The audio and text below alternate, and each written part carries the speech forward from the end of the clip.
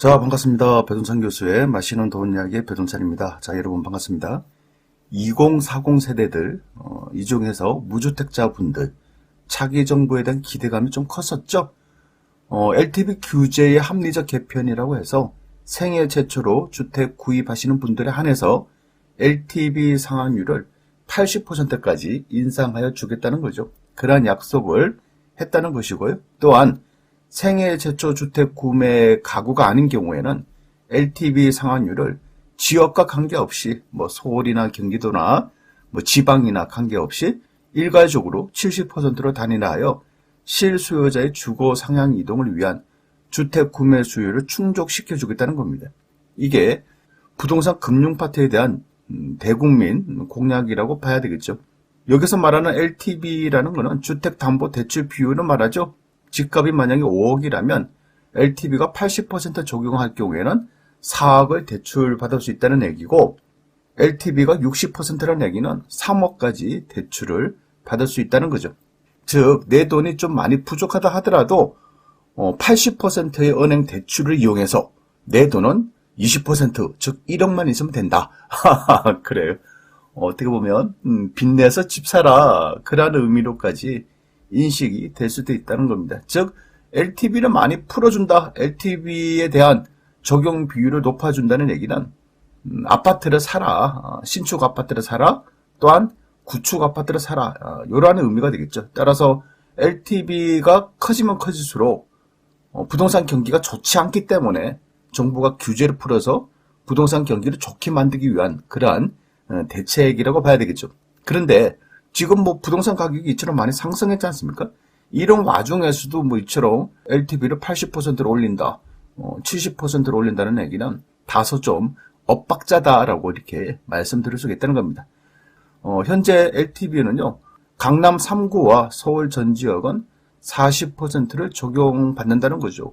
그리고 그 밖의 지역은 40%에서 70% LTV를 적용받고 있죠. 그 외에 투기지역, 투기가열지구 내 시가 9억 원, 그러니까 시가 9억 원이 이제 넘어갈 경우에는 9억 원까지는 40% 대출이 되고 9억이 넘어가는 부분, 초과분에 대해서는 20%밖에 대출이 안 된다는 얘기예요. 또한 투기지역, 투기가열지구 내 시가가 15억 원이 초과되는 아파트는 아예 담보대출이, 주택담보대출을 금지하고 있다는 겁니다. 즉, 주택담보대출을 규제하게 됨으로써 집값 상승을 억제하고 있다고 말씀드릴 수가 있겠죠.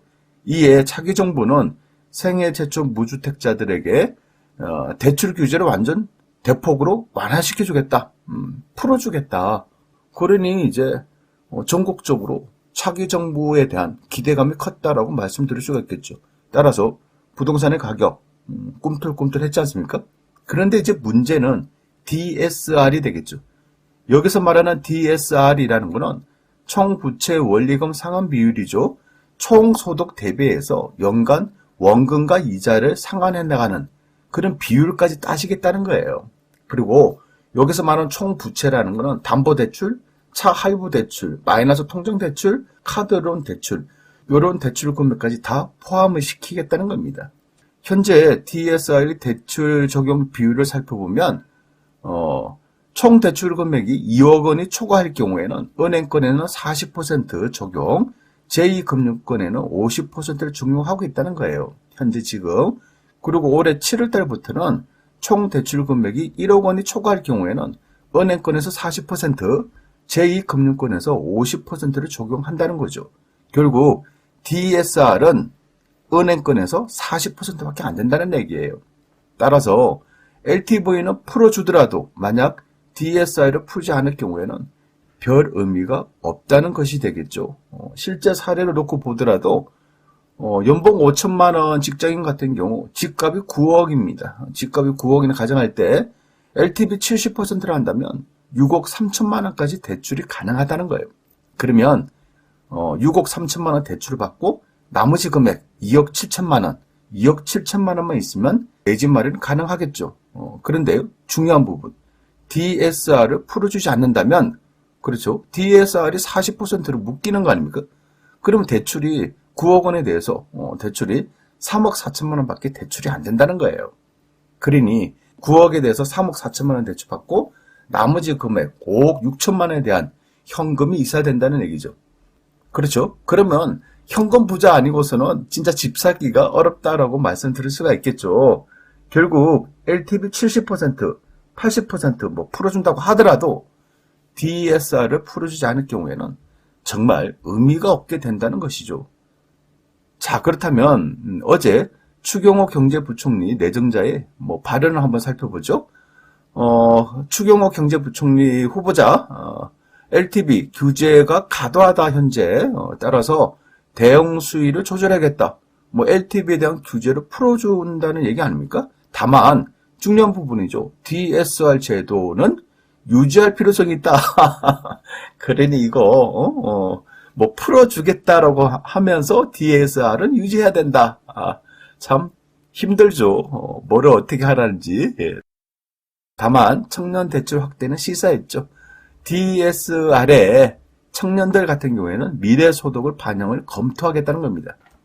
결국 청년이 아닌 무주택자는 그래요.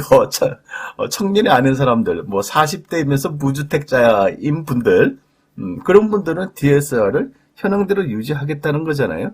또한 청년층에 대한 미래소득 반영.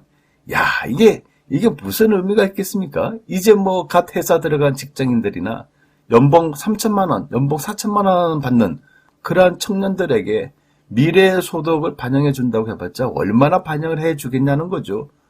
결국 대기업 다니는 사람에 한해서 혜택을 주는 그런 것밖에 더 되겠습니까? 그렇죠? 설령 만약에 혹시라도 LTV, DTI, DSR 다 풀어준다고 하더라도요. 또 하나 문제거리가 있죠. 2017년과 2022년 서울 아파트 평균 매매 가격과 전세 가격인데 2017년도 서울 아파트 매매 가격이 평균 6억 708만 원이었다는 거죠. 그리고 전세 가격은 4억 2619만 원. 따라서 매매와 전세의 갭이 차이가 1억 8,090만 원밖에 안 됐다는 얘기예요. 제가 늘 말씀드린 거 아닙니까? 2017년 당시에 서울의 이제 변두리 아파트 같은 경우에는 1억 정도만 있더라도 갭 투자가 가능했다는 거죠. 그런데 2022년도에 와서는 서울 아파트의 평균 금액이 12억 7,722만 원이라는 이야기가 되겠죠. 그리고 전세 평균 가격이 6억 7,570만 원이라는 거죠. 따라서 갭 차이가 6억대가 됐다는 얘기입니다, 여러분. 어떻게 보면 갭 차이가 6억대. 어떻게 보면 2017년도 서울 아파트 평균 금액만큼 차이가 발생했다고 봐야 되겠죠. 이 정도나 차이가 되니까 이건 대출을 아니고서는 내 집만을 장만하기가 굉장히 어려워졌다는 얘기예요. 그런데 여기에 DSR은 계속 유지를 하고 여기에다가 금리 인상까지 진행이 되는 와중이므로 결국 20대, 30대, 40대 무주택자들의 내 집 마련이 그만큼 더 힘들어졌다라고 말씀을 드릴 수가 있다는 겁니다. 어떻게 보면 내 집 마련을 포기해야 되는 그런 단계에 도달이 된 것 같아요. 좀 안타까운 실정이라고 봐야 되겠죠. 이상까지 배동찬 교수의 맛있는 도움 이야기였습니다. 감사합니다.